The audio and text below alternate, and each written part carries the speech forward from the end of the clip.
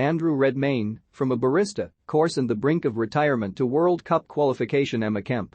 In 2019, Andrew Redmayne made me a coffee. I was at the training base of his team, Sydney FC, waiting to conduct some pre-season interviews when the goalkeeper caught me attempting to use the club's machine and intervened. He had completed a barista course about 3 years prior, he said, because he'd been fed up with football and ready to retire at 27 to work at a friend's cafe. Back then he was playing for crosstown rivals the Western Sydney Wanderers and was on a wretched run of form. He was certainly not wiggling, and the very thought of being selected for the national team was borderline absurd, never mind saving a penalty to send his country to a World Cup. Dropped to the bench and maligned by many fans for no reason in particular, the daily grind had taken its toll. Redmayne's original career plan had been to finish his degree while playing and then become a primary school teacher. But when he started dreading the very thought of football, he quietly spoke with his wife and his financial advisor. It was set in motion, he said that day at the coffee machine. It was financially viable just to work in one of my mates' cafes and do uni during the day and probably just NPL at night. I was happy to see out my time at Wanderers, then move back to Melbourne. Self-belief came into it, I just didn't think I was good enough, to be honest. It was a pretty rough stage of my life. Redmayne always had the talent. As a teenager he trialled at Arsenal and was initially offered a youth contract before the club withdrew it and signed a young Wojciech Szczesny instead. So he stayed in Australia and hopped from club to club, most of it tortured by self-doubt and cruel social media commentary, something of an irony, given the abundance of complimentary memes now circulating the internet. At the very moment he was ready to throw in the towel, something happened. In January 2017 he was sent to Graham Arnold's Sydney FC on a swap deal. The move reunited him with his first goalkeeping coach, John Crawley, the man who also developed the Socceroos' number 1 Matt Ryan. By his own retrospective reckoning, Redmayne was rubbish then. But Crawley helped rebuild him from scratch.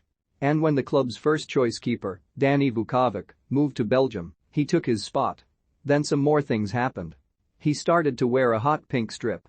He started to save quite a few penalties. And, most avertingly, he started to dance. It was not a cool kid dance either. More daggy dad, a loosey-goosey limb flail which lightly entertained viewers and bewildered opposing players. He was thus ordained the pink wiggle. You're a sitting duck anyway, so you may as well try and fly, I guess, Redmayne said in early 2019, 3 months before his penalty shootout heroics helped Sydney win the A-League Men Grand Final.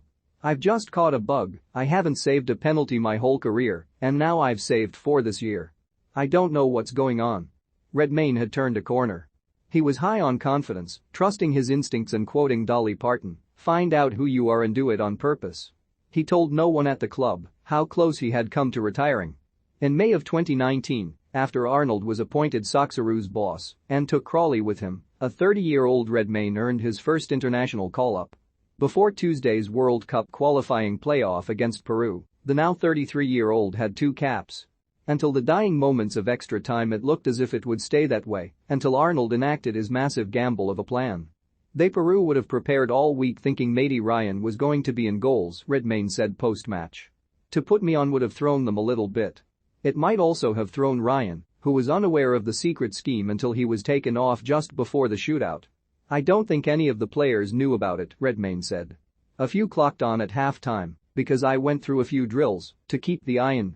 Matey was full of support coming off, and then just before penalties as well, he was pumping me up and getting me ready. When we were in a huddle he said, "You've got this, mate, this is all you." And it was. This time Redmayne was wearing grey, not pink. But his routine was no less dazzling. He waved his arms and swung his legs, thrashing the air into a perplexing puzzle for Peru's penalty takers to solve. Luis Advincula hit the post to bring the Socceroos back level. A few spot kicks later, he dived to palm away Alex Valera's decisive attempt. Then Redmayne went viral. Partly it was the save, and partly the celebration, not so much a grin, but a wide-eyed, open-mouthed "here I am." In truth, the only reason he stood still instead of running straight off towards his teammates was because the referee had told him to, predicting that his unconventional movement would probably require a VAR check to ensure he had not come off his line. It was all still stupidly beautiful. 5 years ago Redmayne was about to quit football to become a barista. 5 minutes ago he had only played a single match of this entire World Cup qualifying campaign against 168th-ranked Nepal. Now he is an Australian icon. A meme of international repute. The hero in grey who helped the Socceroos to a fifth straight World Cup.